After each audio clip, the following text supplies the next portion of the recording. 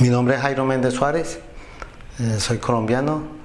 trabajé en Estrella de Colombia S.A. por más de 30 años, fui operador calificado dentro de la producción, pero fuera de mis labores de trabajador, trabajé con el Sindicato Nacional de Trabajadores de la Industria de Alimentos, SINATRAINAL, que agrupaba a todo el sector alimentario en Colombia, de todas las multinacionales, que luchábamos por un bienestar y social para los trabajadores en sus necesidades básicas, digamos, ¿ya? Eso también nos permitió conquistar para los trabajadores sus horarios de trabajo, su salud, su vivienda, cosas muy importantes que muchos trabajadores en Colombia tienen una situación muy precaria en la parte laboral. También trabajé con el Comité de Solidaridad de Presos Políticos en defensa de los presos políticos en Colombia, apoyando a los familiares de los presos políticos, ya que en Colombia los presos políticos tienen una vida muy precaria dentro de las cárceles. Casualmente hoy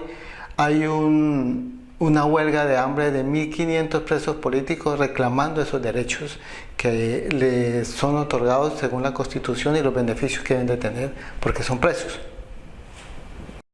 Durante ese tiempo que cumplí dos funciones como dirigente sindical y como parte del Comité de Solidaridad con los Presos Políticos, recibí un sinnúmero de amenazas de muerte, de señalamientos, de persecución y que se trasladó hacia mi núcleo familiar. Este tipo de amenazas fueron unos panfletos que aparecieron dentro de las instalaciones de la fábrica, en mi casa, llegaron por correo, también en la población donde habitábamos, también una cantidad de documentos que amanecían sin número de papeles sobre mi vida, y no solamente la mía, sino también la de muchos compañeros sindicalistas de Bogala Grande. El documento viene firmado por la AUC, que quiere decir Autodefensa Unida de Colombia, un grupo paramilitar que apareció en Colombia, pero en el departamento del Valle del Cauca apareció en 1999. Es un grupo de extrema derecha, es un grupo ilegal que venía atacando, digamos, cerciorándole la vida a muchos dirigentes sindicales, sociales, defensores de derechos humanos. Pero también tenemos que recordar que con el Comité de los Presos Políticos que hicimos un trabajo de denuncia a nivel nacional e internacional en 1990, un hecho que ocurrió en una población llamada Trujillo, en el departamento del Valle del Cauca, donde desaparecieron a más de 300 personas.